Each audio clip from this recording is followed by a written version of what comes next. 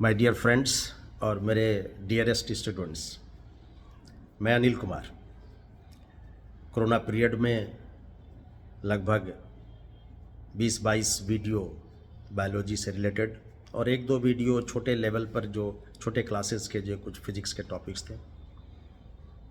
My channel is Anil Kumar, KV Bailey road, Patna.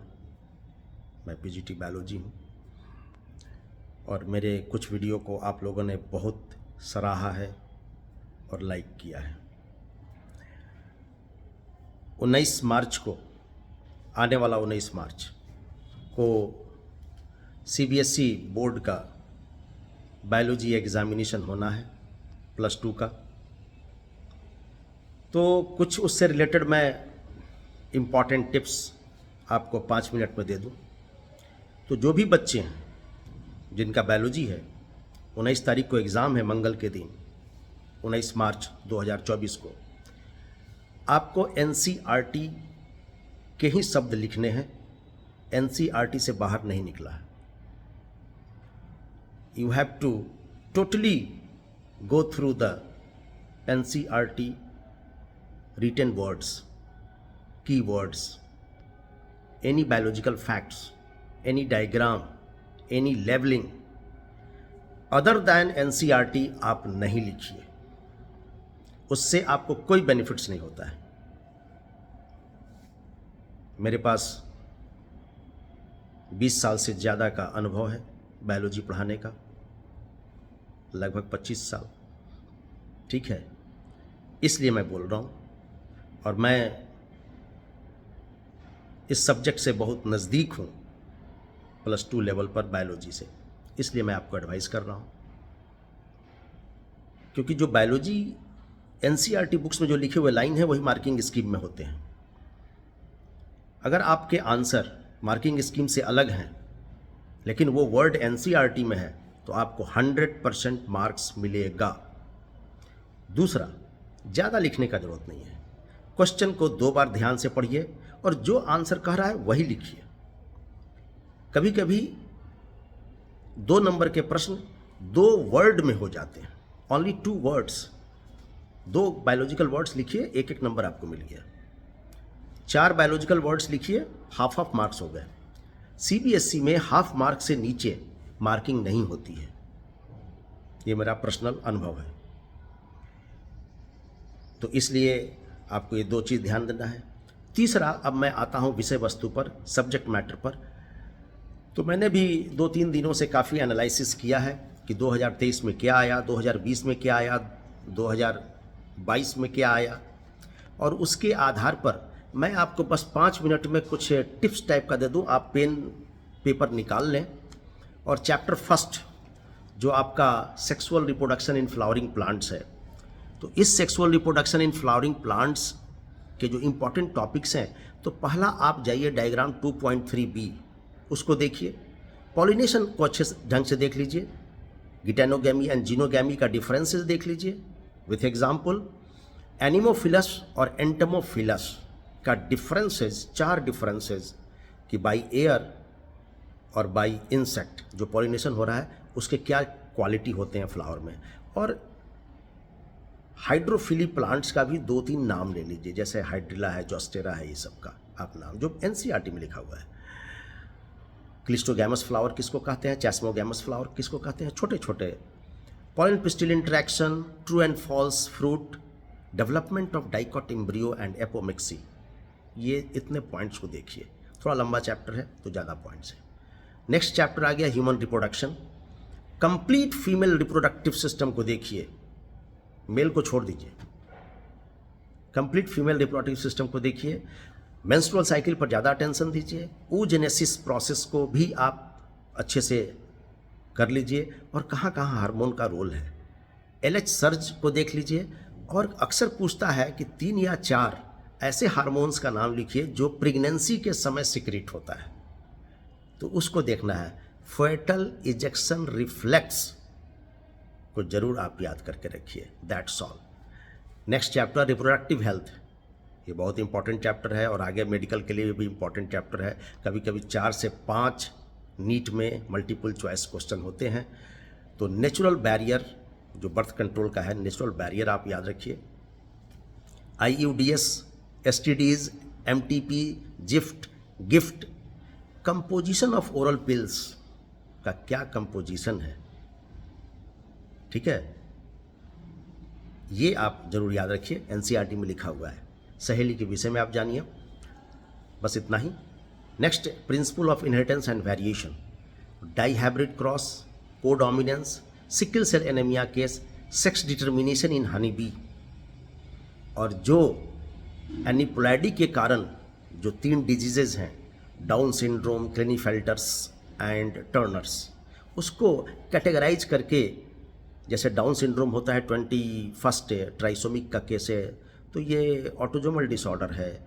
और इधर क्लेनीफेल्टर्स XXY हो जाता है, तो ये मेल में एक X क्रोमोजोम ऐड हो गया, गैनकोमेस्टिया का केस हो गया, स्टेराइल हो गया मेल।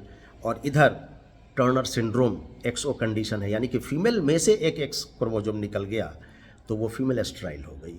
तो ये सब चीज़ें इस ढंग से थोड़ा सा कंपैरेटिवली, बस मेन चीज़ को याद रखिए। अब आप आइए molecular basis of inheritance, transcription in prokaryote and eukaryote, operon concept.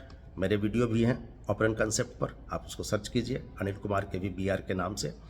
Genetic code, experimental proof of DNA replication, Meselson and stall का जो एक्सपेरिमेंट है, आप उसको अच्छे से देख लीजिए, तो आपका बहुत सारा काम हो जाएगा। और transcription in prokaryote and eukaryote, जो मोनोसिस्ट्रॉनिक पॉलीसिस्ट्रॉनिक केसेज है, थोड़ा सा देख लीजिएगा। DNA dependent RNA polymerase and DNA dependent DNA polymerase, इसका एक लाइन में देख लीजिएगा। और आप लिख लीजिए, आप लिखते चलिए, पढ़ते चलिए, लिखते चलिए, आपका एक नोट्स भी बन जाएगा मेन लाइन का, और उसी को आप रिवाइज कर लीजिए, इससे बाहर नहीं जाएगा। अब आप आइए evolution, embryological support of evolution, homozygous और जो होमोलोगस क्रोमोजोम्स है और एनालोगस क्रोमोजोम्स हैं, convergent and divergent, Hardy Weinberg principle को इस बार आप देखेंगे जरूर। इवोल्यूशन ऑफ मैन का भी कुछ डाटा आप याद रखेंगे, ठीक है। अब आप आइए human health and diseases, immunity, active and passive, CMI और ह्यूमरल इम्यून रिस्पॉन्स में क्या डिफरेंस है, प्रोटॉक्सिन्स के विषय में आप जानिए। जैसे टेटनस का एक बार क्वेश्चन आया था कि किसी को एक्सीडेंट हो गया और डॉक्टर्स ने उसको आइडेंटिफाई किया, तो उसको टेटनस मिला, तो क्या उसको वैक्सीन देगा या क्या देगा, तो रेडीमेड एंटीबॉडीज़ देगा, ठीक है, passive immunity, readymade antibodies, that is the protoxins. और एंटी वेनम में भी यही इस्तेमाल होता है स्नेक बाइट के केस में। तो ये 2 एग्जाम्पल्स आप याद रखेंगे तो आपका काम बन जाएगा। Primary lymphoid organs and secondary lymphoid organs, बहुत इंपॉर्टेंट, 2 नंबर का क्वेश्चन अलग ऑलवेज दे देता है, उसके 2 ऑर्गन्स का नाम लिखना है, जैसे बोन एंड स्प्लीन, और इधर ये सब लिखना है। और इलिजा एंड रिट्रोवायरस, रिट्रोवायरस एक अक्सर क्वेश्चन करता है कि वो कौन सा सेल को सबसे पहले इन्फेक्ट करता है, आप उसको याद रखिएगा, मैक्रोफाज जो सेल्स है, ठीक है। Next, microbes in human welfare, house hold products के विषय में जानिए, जो माइक्रो ऑर्गेनिजम्स के द्वारा निकाले जाते हैं, जो प्रोडक्ट्स हैं, केमिकल्स हैं, एंजाइम्स है, बायोएक्टिव मॉलिक्यूल्स है, जैसे साइक्लोस्पोरिन A है, स्ट्रेप्टोकाइनेज है, ये सब चीज़ें।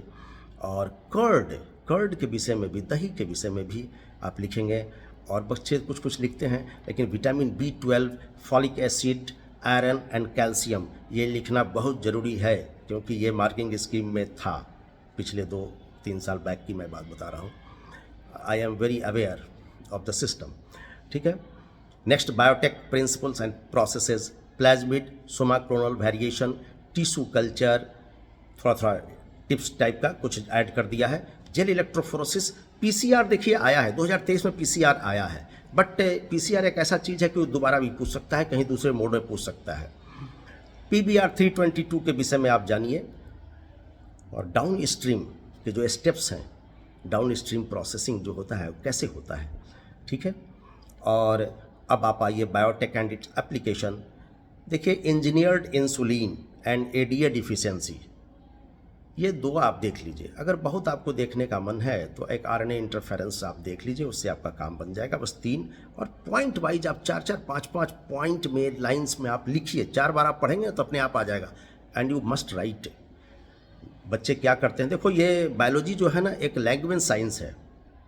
Biology is a language science, आपको लिखना पड़ता है, तो आप लिखिए। और मैं आपको एक अपना पर्सनल एक्सपीरियंस दूं, अगर कभी कोई ऐसे प्रश्न का आंसर आप इंग्लिश में नहीं लिख पा रहे हैं, क्लियर आप नहीं लिख पा रहे हैं, आप हिंदी में उसको लिख दीजिए, बायोलॉजिकल कीवर्ड्स इंग्लिश में लिख दीजिए, आपको मार्क्स मिलेगा। कुछ माइनस करके आपको मार्क्स मिलेगा, आपका वो अनटच्ड पोर्शन नहीं रहेगा। It's okay. अब आप आइए ऑर्गेनिजम्स एंड पॉपुलेशन, जो आपका लास्ट का यूनिट है, यूनिट 10। इसमें पॉपुलेशन इंटरेक्शन, म्यूचुअलिज्म, कॉम्पिटिटिवनेस या सीडो कपुलेट जैसी फेनोमेना, ये जो भी है, कमेंसलिज्म, ये सबको एग्जाम्पल जो एनसीईआरटी में एग्जाम्पल दिया हुआ है उसको लिखिए। म्यूचुअलिज्म में क्या क्या दिया हुआ है उस ढंग से आप पढ़िए। और there examples, population age pyramids, population density etcetera, ये सब चीज़ें हैं। और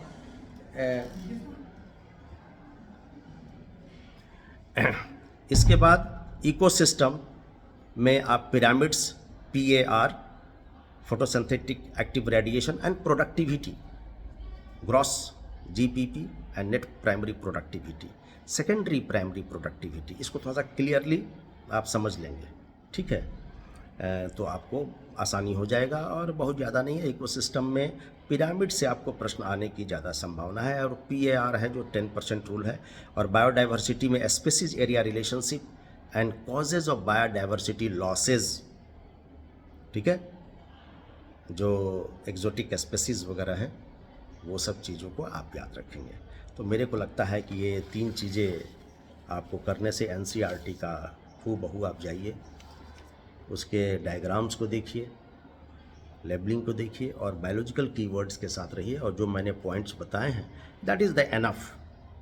मुझे पूरा विश्वास है कि इसमें से 80% आपको मैच करेगा।